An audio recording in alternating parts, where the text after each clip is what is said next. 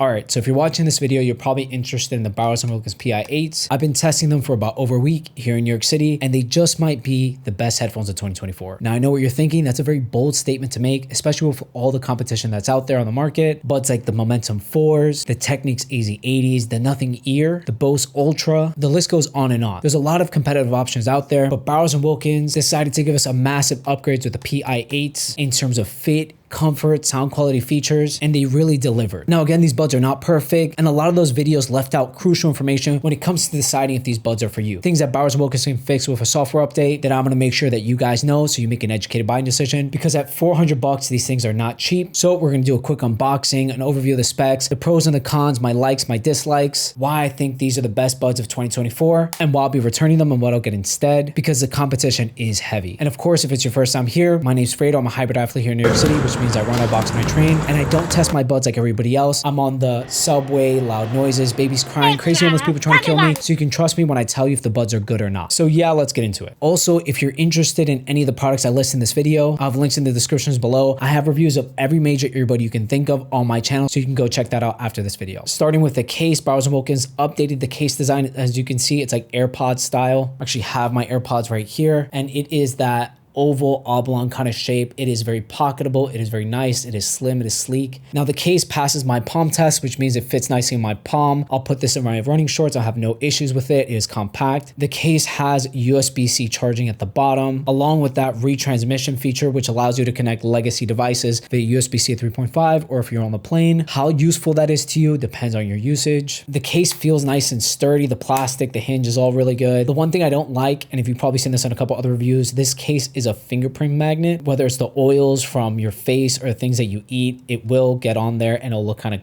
gross. So that's the only negative I can say about it. Also, the magnet strength on the case is really nice. Like, it's a hardy kind of pull, and it feels nice when you drop the buds in there as well. Now, when it comes to the buds, let's pull them out.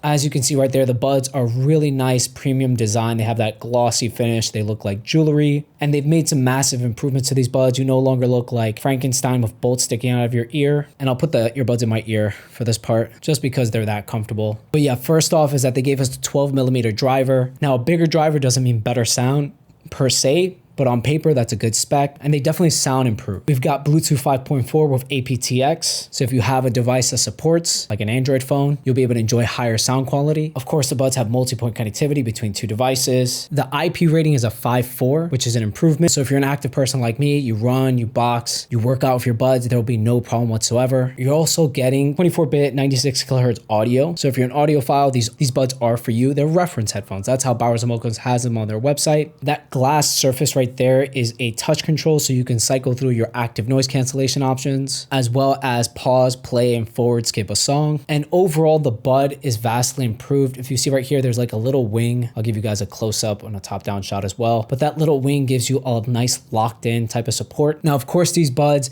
have ANC and transparency mode, and the ANC and transparency mode have been vastly improved. I want to focus more on the transparency mode because that's super important to me when it comes to picking a high-end pair of buds or any pair of buds. I want to be able to hear the crazy people on the subway. I want to be able to hear if there's an emergency. I want to be aware of my surroundings. And these buds have amazing aware mode. I would say it's one of the best versions of aware mode on any pair of earbuds that I've tried. The only thing that I don't like is my voice. My voice sounds a little muffled when I have conversations with these earbuds with my girlfriend. They sound great. No problem whatsoever. Also on the bud, you can't really tell, but there is a new array of microphones, the way that they put it. It's around the earbud, which means that wind noise is also cut down significantly when I'm running. So vastly improved specs and bud ergonomics, which is one of the issues I had with the Pi7S2s. They actually listen to their customer. That being said, the app also gives us additional functionality. That comes in the form of a 5-band EQ that lets you adjust the sound. Now, the sound signature on the Pi8s is already amazing, but if you want to be able to tweak it because you're an audiophile to sound exactly how you want it, you now have that capability, which was the limitations of the Pi7S2s as well. So lots of pros when it comes to these buds. That being said, they're not perfect, and the buds do have some flaws, some drawbacks, some things they can fix and some things they can't fix. So the first thing that people are complaining about when it comes to the Pi8s is going to be the battery life. You're only getting about 20 hours of playback in total, I think, with the buds in the case, which people find not sufficient enough. Now, me personally, I go from my apartment to the gym. I go running for an hour, and the buds have never let me down. I've never been disappointed with the battery life. For the most part, neither will you because it's easy to charge these up via USB-C. Most people carry battery banks, so the battery life isn't an issue for me. They will last on a long flight if that's what you're into. Now, a couple things that bother me with these buds are all software-based issues. They're usability things. And I don't know if I have a bad pair. Other reviewers haven't brought this up, but sometimes when I take the buds out of the case and I put them in my ear, it takes a second, like 30, 40 seconds for it to realize if it's in a wear mode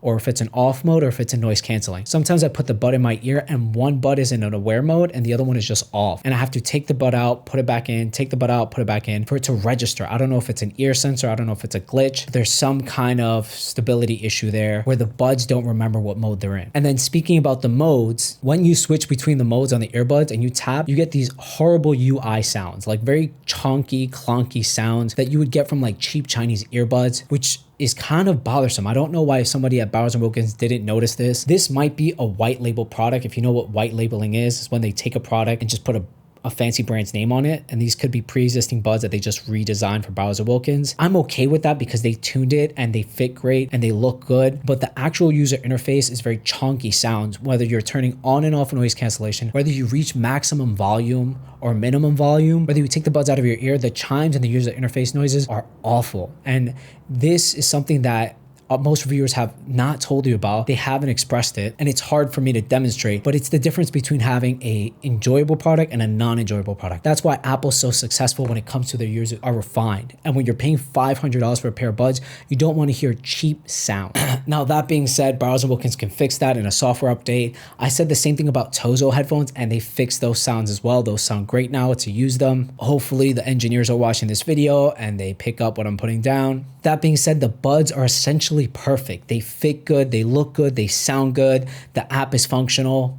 There are some random disconnects or distortions sometimes when I'm traveling in New York City, but New York City is very crowded and oversaturated with Bluetooth signals and wireless devices all over the place. So it's an acceptable margin of glitching or disconnection when I'm listening to music, but no problems whatsoever. Nothing that's not forgivable. So now that we have all that information, you're probably thinking to yourself, why would he return these buds? Why is he not going to keep them if they're so perfect and they fit all his needs? Because they do. And the truth is that Bowers Wilkins did a big brain move. Bowers Wilkins decided to release the Pi8s, but they also released something else, and it's the Pi6s. And the Pi6s will run you $250, but they don't have the wireless transmission feature. Now, realistically, the wireless transmission feature for me is not worth the extra $200 to keep these buds. Yeah, I know that the driver is a little bit different and the codec is a little bit different, but I'm on an iPhone, and Bowers Wilkins knows this. They're trying to break into the average consumer market by releasing a pair of headphones that's competitive, something that rivals the AirPods, the Sonys, the Bose Ultras, the Technics AZ80s. If you want a high-end headphone brand and you want a budget price, $250 is a steal for these. So I'm actually going to take my Pi8s, put them back in the box, return them, and get the Pi6s in black. I think it's like storm gray, because besides the paint job and the wireless transmission feature, there's not much else that's different, and I think those buds are perfect. They're super comfortable, they're super discreet, they have amazing features, the wear mode's great, and I've always wanted black AirPods. I've always wanted black AirPods, and that's essentially what the Pi6s are. They're black AirPods that work really, really well. So yeah, I hope I answered all your questions when it comes to the Pi8s. I hope I saved you some money. If you're interested in picking these up, there will be links in the descriptions below. I'm going to do a full comparison when it comes to these buds and all the other competitors that I have. Right now, these are my top tier earbuds for 2024. They have dethroned literally every other pair that I have. The Pi8s are number one. I'm going to drop a video reviewing all my premium earbuds. Stay tuned for that. Like, comment, subscribe. If you have any questions, leave them in the comments below. Stay tuned for that video, and I'll see you in the next one. I'm going to put the headphones to the side. We're going to open this up. Nice satin finish to the box. We're going to give it a little shake. Technically, I'm exchanging them for something else. USB to USB-C cable with a little Bowers Wilkins branded Velcro. You've got the USB-C to 3.5 cable right there for your audio retransmission feature. Also have the tips. Now, I'm going to be honest with you. I've been using these for a while and I immediately got rid of the tips. The tips that they give you are decent. You've got extra small, small, and large. The medium comes on the buds, and they have a foam insert in there, which is nice. So yeah, that's your unboxing. Let's talk about the actual buds. Now, again, I'm telling you that I switched the tips out immediately, and I put some azalea chips. I think they're called azalea tips. I'll link them. I'll put a photo screenshot right here. So yeah, there's a lot of improvements when it comes to the Bowers Wilkins Pi8s. There's actually a lot to cover. One of the things is going to be the app. The app has been updated. So I'm going to show you that real quick. We're going to press connect. Connect Pi8s.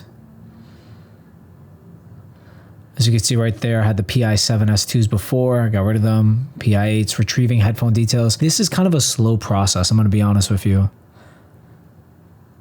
You guys are watching it real time. But it does take a second to connect. Not always.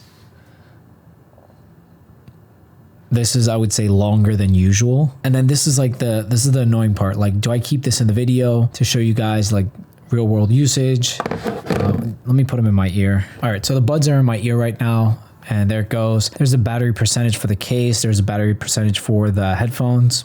Again, it doesn't typically take that long to initiate. I don't know why I did this time. But yeah, here you go at the top. You have the noise cancellation. You have on, pass through, and off. I love when buds have an off mode. It's super important. It just gives you the most amount of flexibility. But it's important to me because I want to be able to hear my surroundings sometimes, but not have full noise cancellation on. So if I press off, it goes completely off. There's no weird sound effect. But if I press pass through, it does a doo-doo sound, which is super annoying. And then if I go on, there's no sound effect. And when I go into pass-through, it definitely activates. So yeah, here you go. Here's the app for the Pi8s. On the top, you have your noise canceling section. Underneath that, you have advanced EQ, and then you have paired devices and touch controls. Wear sensor, rename the product, factory reset, and product details. So this is pretty self-explanatory. You can switch between these in the app. You can also do it on the earbuds too. You can touch the surface. You can touch the surface and cycle through those things. This is what the EQ looks like. This is my EQ. Roast me in the comments if you think this is good or bad. I don't know. I just kind of tweaked it, and this is what it came out to. There's a true sound feature, which I'm not going to explore. Paired devices just tell you what devices you're connected to. So your iPhone, your MacBook, your Samsung phone, whatever. The touch controls are limited. So unfortunately, you can either be an ANC and voice assistant, or you can do volume controls, left and right button. So this is very disappointing to see in 2024 because you can't control the volume and the ANC at the same time, which is kind of dumb. Why can't I just change the right earbud to be volume, like a long press or short press or something for volume? I don't know. Kind of basic, disappointing to see. And then you have the wear sensor detection, and that's pretty much it. So bare bones app, but again, improved because of that advanced EQ. Even though it is only a 5-band EQ, it gives you the flexibility that you might be looking for.